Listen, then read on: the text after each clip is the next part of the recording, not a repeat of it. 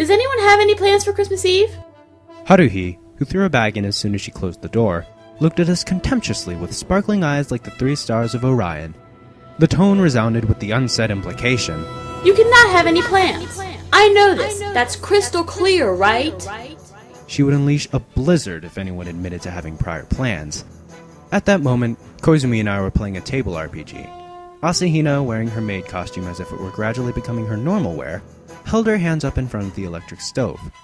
Nagato was reading the latest science fiction hardcover, moving only her finger and eyes. Haruhi placed a big handbag she brought along with her school bag on the floor and walked towards me. Sticking her chest up, she looked down at me and proclaimed, Kyon, I know you don't have any plans whatsoever. There's no need to ask, but I'd feel bad if I didn't confirm it anyway. Thus my question. A smile like that of the world's most famous cat was drawn across her face. Giving the dice I was about to throw to Koizumi, who was smiling conspiratorially, I turned to face Haruhi. What if I do have plans? Answer that first. So that means you don't have any. Nodding self-indulgently, Haruhi took her eyes off of me. Hey, stop for a moment. I still haven't answered your question. Well, it's not as if this was the only time I had no plans. Koizumi, are you going to be on a date with your girlfriend?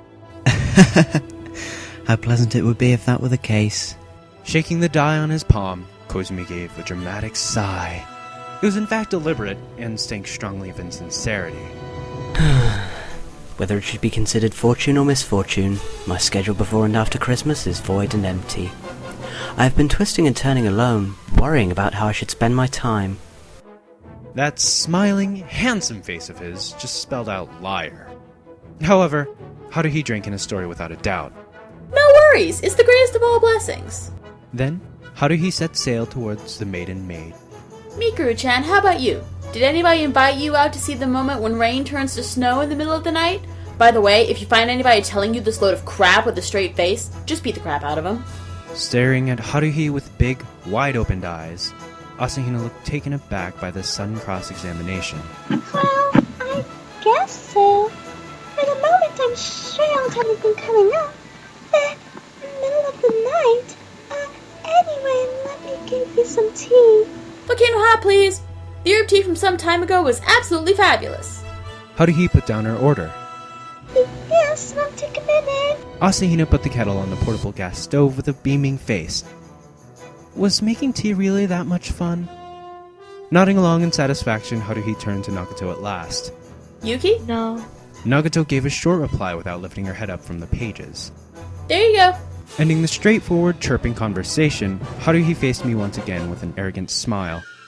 I looked at Nagato's pale face, her full attention to the book as if the conversation had nothing to do with her, and thought to myself, she might as well save her breath on such witty repartee. At least take some time to pretend you remember your schedule. Haruhi held up a hand. The motion for the SOS Brigade Christmas party is thus passed unanimously. If there are any alternatives or objections, please hand them in after the party. If I need to read them, I'll read them.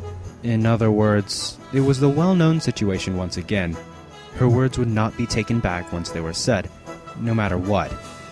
It was literally just a gesture, but when compared to half a year ago, Haruhi asking everyone's plans could be considered an improvement. Well, it'd even be better if she asked for everyone's opinions instead of their plans.